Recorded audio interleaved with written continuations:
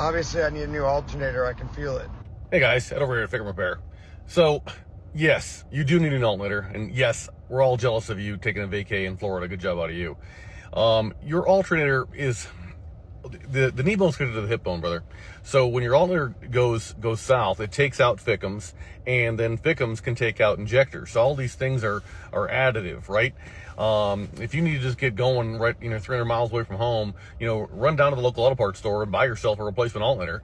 Just make sure it's 100% brand new and not a reman, and that way you're not going to take a chance of getting a bad voltage regulator on a supposedly remanufactured alternator, because the alternator's woefully undersized and it crosses to a Fusion, a Mustang, and a Bronco just anyway. So if you start over with a fresh alternator, and go ahead and spring for the 140 amp, at least you get a slight upgrade. It's 85 amps of cold idle instead of the 75 amps that your stocker one did. But if you keep on running this thing, you're going to become my customer for the FICM. Now, as far as the fact you don't have any codes yet, you recognize that in order for a code to be thrown, things have to be bad, and so like way out of spec, horrible bad.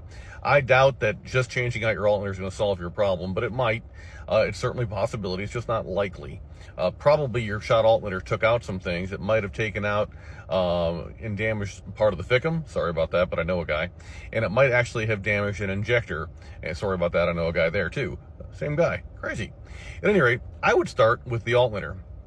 If you're in a hurry and you just need to get back on the road, go the auto parts store route. If you can wait, you'd be ridiculously better off to get at least our 185 amp alternator from FICMRepair.com that does 130 amps of cold idle, and not the paltry 75 or 85 you're about to get stuck with, considering that the glow plug draws 230 amps after ignition for 1 minute and 15 seconds at 30 degrees after that startup. So the more of that 230 degrees you can cover, the better off you are, just the way it is. The FICM's just an amplifier with a brain. Number one way to kill any amplifier is inadequate supply side voltage, so it's kind of a longer term kind of conversation up in there. Your FICM doing 48.5 volts is good, but that's an indication that the power board is doing good. It's really no indication that the logic board is behaving itself.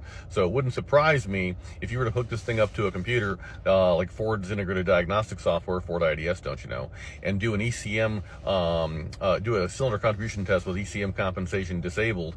You'd see what's actually going on with your injectors. But a very, very, very common symptom of a shot FICM is horrible fuel economy, and certainly 7.1 miles to the gallon is not freaking awesome. I don't care how much you're towing, it's not awesome. So you should be way higher than that. So this is costing you fuel economy, so it's costing you at the pump, or it's costing you in parts, but it's costing you. If you need a FICM, you can get one from us on exchange. We can overnight one to you. In fact, we can overnight an alternator to you. You'd have it Tuesday. It's Sunday. So you'd have it Tuesday.